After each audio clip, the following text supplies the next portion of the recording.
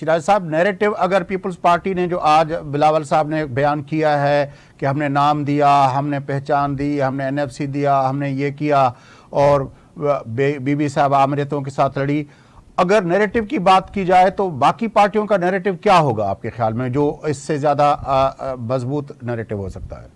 लेकिन पहली बात तो ये कि पीडीएम जमातें हम कह सकते हैं डिफेक्टो तौर पे पिछले 18-16 महीने में हुकूमत में रही, और जितना नुकसान उन्होंने इस हुकूमत के दौरान उठाया, उन पे करप्शन के इल्जाम भी लगे, उन पे इनकेपेबिलिटी के भी लगे, महंगाई भी लोग ब्लेम कर रहे हैं, उनकी वजह से हुई, डॉलर का रेट बढ़ा, पाकिस्तान को इंटरनेशनल और लोकल दोनों क्राइसिस फेस हुए। और मेरे ख्याल में इसमें पीपल्स पार्टी अपने आप को मुबर्रा नहीं करार दे सकती, क्योंकि अगर मैं नैरेटिव की बात कर रहा हूं। अब नून लीग अगर आएगी वहां पे, फजल रहमान साहब का नैरेटिव क्या होगा या पीटीआई पार्लियामेंटेरियन का नैरेटिव क्या होगा? मैं तो नैरेटिव की बात कर रहा हूं।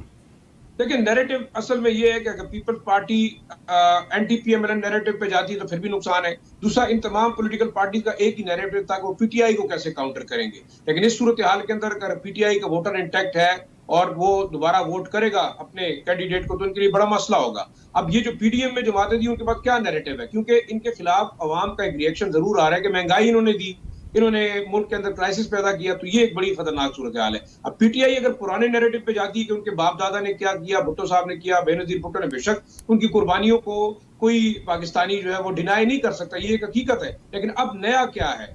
सूबे के अवाम के लिए पीपल्स पार्टी के पास भी कुछ नहीं है। जेयूआईएफ अभी हुकूमत में, उस पर करप्शन के भी इल्जाम है, उनके गवर्नर को भी टारगेट किया जा रहा है, तो